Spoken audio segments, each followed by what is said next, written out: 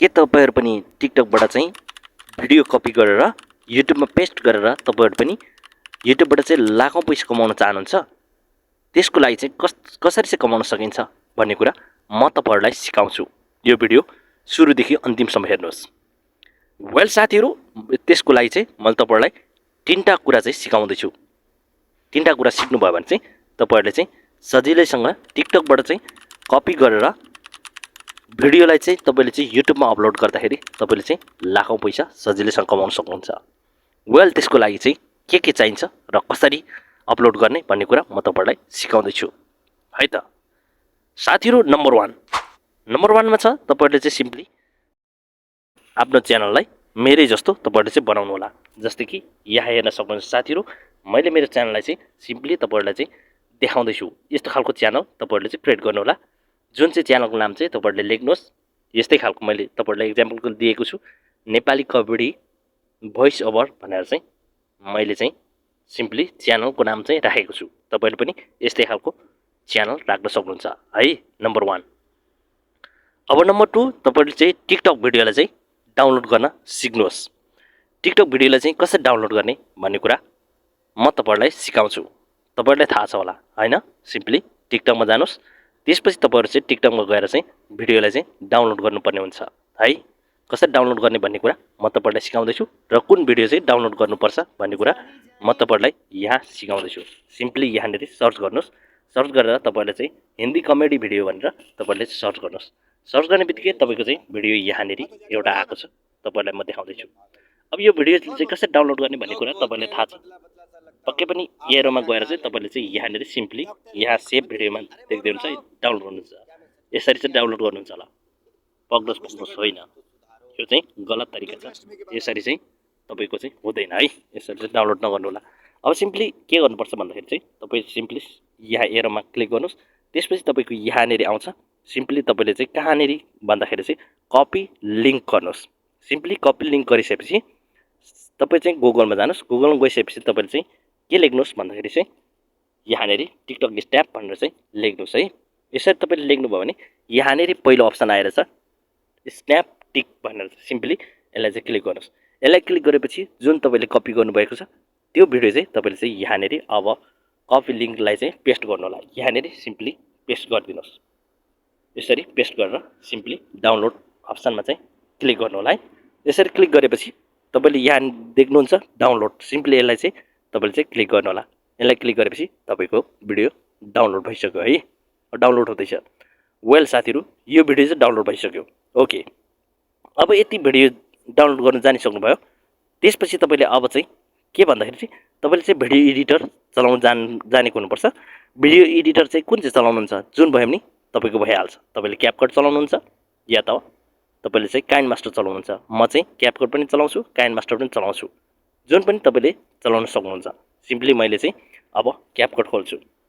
क्यापकट खोलिसकेपछि साथीहरु यहाँनेरि तपाईले देख्न सक्नुहुन्छ मैले क्यापकट खोल्दै छु। अब क्यापकट खोलेपछि यहाँनेरि हेर्नुस् बिस्तारै ओपन भइराछ। यहाँनेरि चाहिँ तपाईले चाहिँ न्यू प्रोजेक्टलाई क्लिक गर्नुस्। न्यू प्रोजेक्टलाई क्लिक गरिसकेपछि साथीहरु यहाँनेरि एउटा इमेज चुज गर्नुस्। एउटा इमेज चुज गरेपछि कुनै पनि इमेज तपाईले चाहिँ जुनै पनि लाउन सक्नुहुन्छ। म चाहिँ एक्जाम्पलको लागि एउटा इमेज चुज गरे। एउटा इमेज चुज गरिसकेपछि तपाईको चाहिँ यहाँनेरि सिम्पली एड गरिदिनुस् है। यसरी एड गरिदिनुस्। यसको त्यसपछि तपाईले चाहिँ रेस्क्यु चाहिँ सिम्पली चुज गर्नुपर्ने हुन्छ। जुन चाहिँ तपाईले चाहिँ यहाँनेरि देख्न सक्नुहुन्छ। पहिलो, दोस्रो, तेस्रो गरेर चाहिँ तपाईले देख्न सक्नुहुन्छ। सिम्पली तपाईले चाहिँ यहाँनेरि 3.4 यसलाई चाहिँ तपाईले चुज गर्न सक्नुहुन्छ।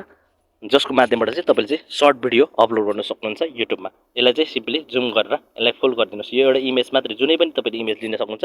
यसलाई चाहिँ फुल गरिदिनुस्।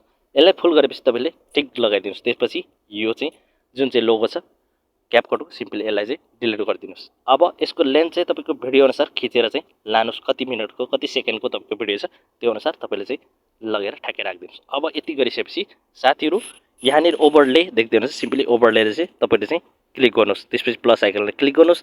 त्यसपछि जुन भिडियो तपाईले डाउनलोड गर्नुभएको थियो अघि त्यो भिडियोलाई यहाँ सिम्पली एड गरिदिनुस्। यहाँ एड गरेपछि तपाईको चाहिँ भिडियो बसिसकेको छ साथीहरु। यसलाई चाहिँ जुम गरेर यसरी ठ्याक्कै बराबर राखिदिनुस्। यहाँनेरि राखिसकेपछि अब यहाँनेरि तपाईको काम चाहिँ विशेष के काम आउँछ भन्दाखेरि सिम्पली अब तपाईले चाहिँ यहाँनेरि यसलाई पनि ट्रिम गरेर फाल्दिनुस्।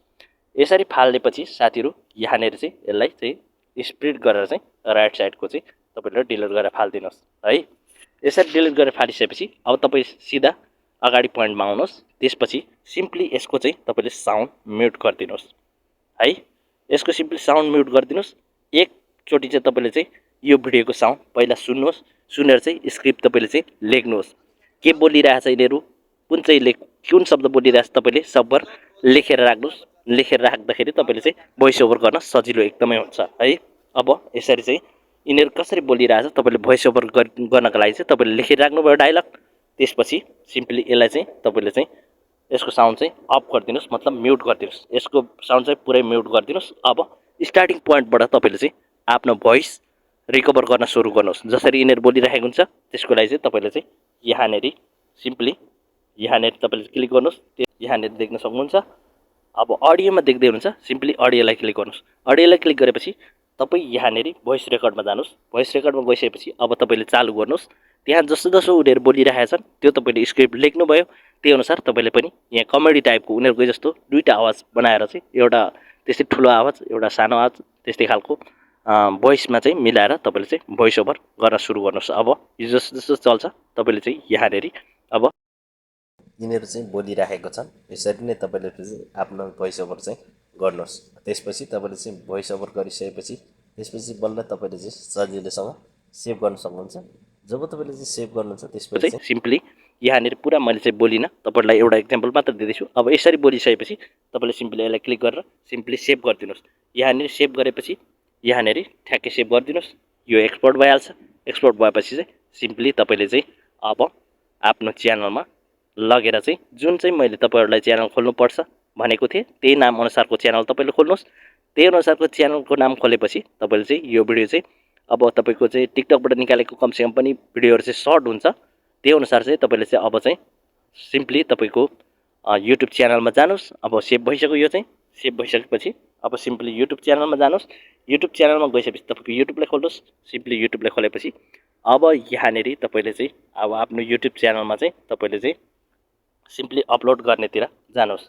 अपलोडतिर गएपछि तपाईको यहाँनेर देख्न सक्नुहुन्छ।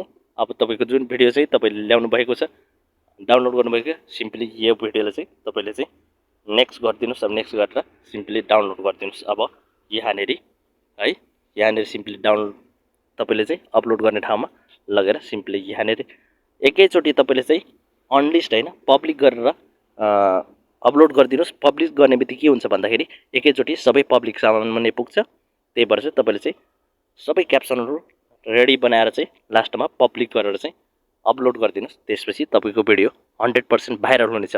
साथीहरु यसरी तपाईले चाहिँ टिकटकबाट चाहिँ कसरी डाउनलोड गर्ने, टिकटकबाट तपाईले डाउनलोड गर्ने एरोमा डाइरेक्ट डाउनलोड गर्नुभयो भने तपाईको वाटरमा आउँछ, टिकटकबाट डाउनलोड गरेको भन्ने चिनिन्छ। त्यही भएर मैले तपाईहरुलाई अघि नै सिकाएको छु कहाँ गएर डाउनलोड गर्ने भन्ने कुरा। त्यसरी डाउनलोड गरेपछि तपाईको के हुन्छ, टिकटकको वाटरमार्क देखिदैन।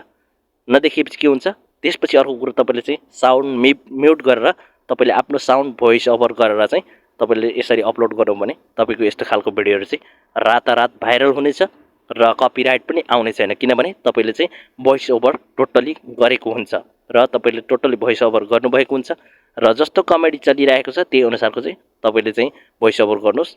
त्यसपछि तपाईको भिडियो तपाईको च्यानल चाहिँ रातारात भाइरल हुनेछ। यसरी तपाईले चाहिँ भिडियो टिकटकबाट कपी पेस्ट गरेर चाहिँ युट्युबमा चाहिँ सहजै पैसा सजिलैसँग कमाउन सक्नुहुन्छ। Oh my god! Wow! Well साथीहरु के कति बुझ्नुभयो जस्तोको त्यस्तै मलाई कमेन्ट गर्नु होला भन्दै बिदा हुन चाहन्छु। Bye, take care.